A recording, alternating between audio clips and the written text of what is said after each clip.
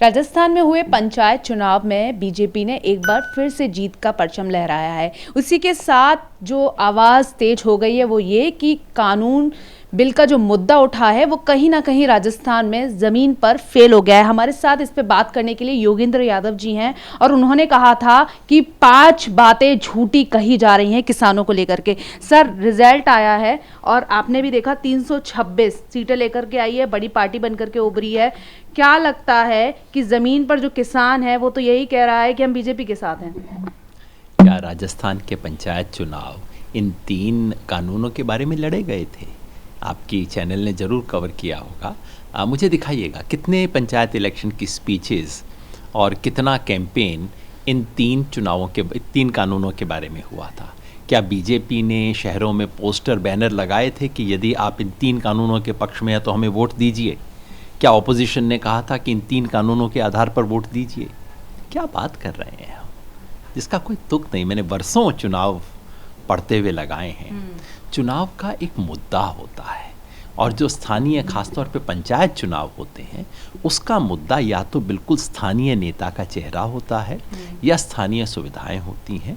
इसे आप राजस्थान सरकार के खिलाफ वोट समझें तो बिल्कुल सही हो सकता है, लेकिन इसे केंद्र के 3 कानून से जोड़ दें, इससे विचित्र बात क्या होगी?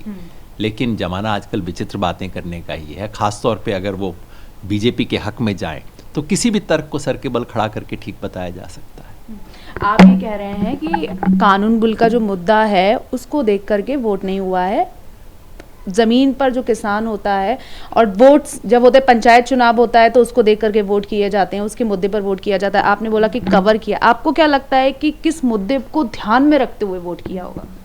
मैं तो राजस्थान के चुनाव में नहीं था, मैं तो यहाँ किसानों के बीच खड़ा था। मैं तो आपसे पूछ रहा हूँ, आप पत्रकार हैं, आप ऐसा कीजिए 2-4 स्पीच दिखा दीजिए जहाँ लोग कह रहे हो 3 कानूनों के पक्ष में हो तो मुझे वोट डालो, नहीं तो मत डालना।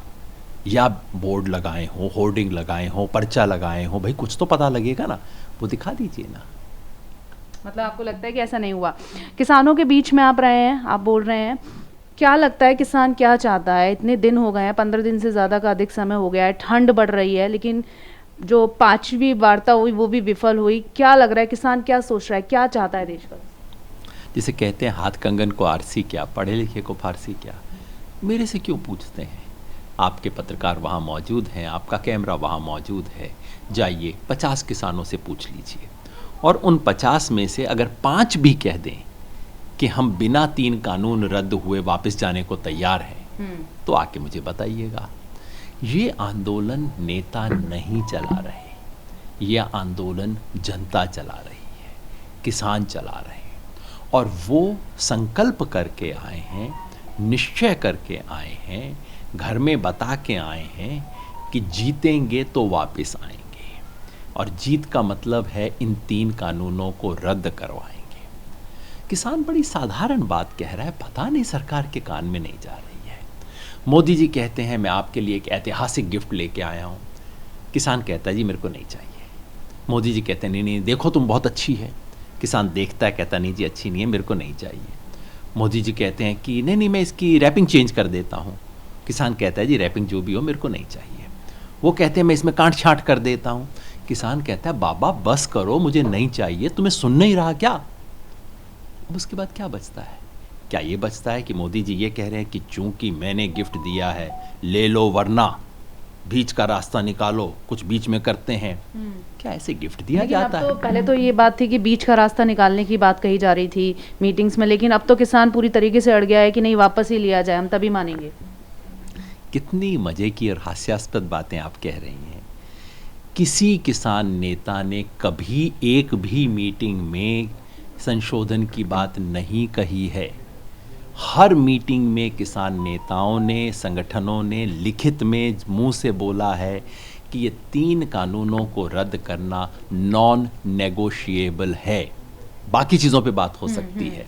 उसके बाद कहा जाता है आप अड़ियल हो गए, क्योंकि साहब का अहंकार, ये तो हम बोल नहीं सकते कि साहब अहंकार में हैं, इसलिए बोलते हैं कि सामने वाला व्यक्ति अड़ियल हो गया है। कितना विचित्र तर्क है। आप क्या सोचते हैं इस बिल को लेकर के, क्योंकि आपने पहले भी कहा कि इस आंदोलन को कहा जा रहा है ये राजनीतिक आंदोलन है, ये नहीं है, बिचौलियों का आंदोलन नहीं है, ये सिर्फ के किसानों का आंदोलन है और देश की जनता का आंदोलन है जो अब बहुत ज़्यादा आगे बढ़ गया है, जिसने अब सत्ता पर चोट पहुंचाना शुरू कर दिया है। आप क्या सोचते हैं बिल को लेकर के? ये बिल भारत के किसानों के भविष्य पर हमला है। ये तीनों कानून मिलकर ये भारत की खेती को किसान के हाथ से लेकर कंपनियों के हाथ में देने की कोशिश है।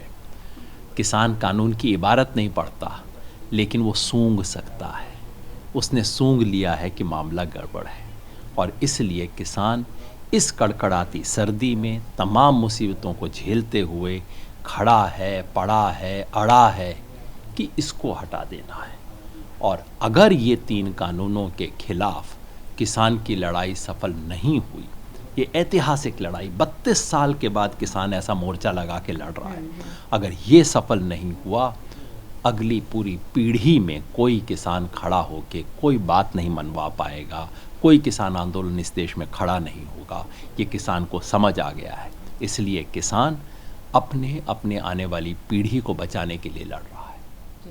शुक्रिया हमसे बात करने के लिए। हमारे साथ ये योगेंद्र यादव, उन्होंने कहा कि राजस्थान में हुए पंचायत चुनाव को किसान बिल से जोड़ करके नहीं देखना चाहिए। पंचायत चुनाव के मुद्दे अलग थे, किसान बिल एक अलग मुद्दा है और किसानों की जो मांग है सरकार को उसे सुनना ही होगा और सुनना ही चाहिए। कैमरा पर्सन राजू के साथ मैं श्रद्धा चतुर्वेदी, TV9 भारतवर्ष, दिल्ली। अड़ी सोमवार से शुक्रवार शाम 6 बजे सिर्फ TV9 भारतवर्ष पर।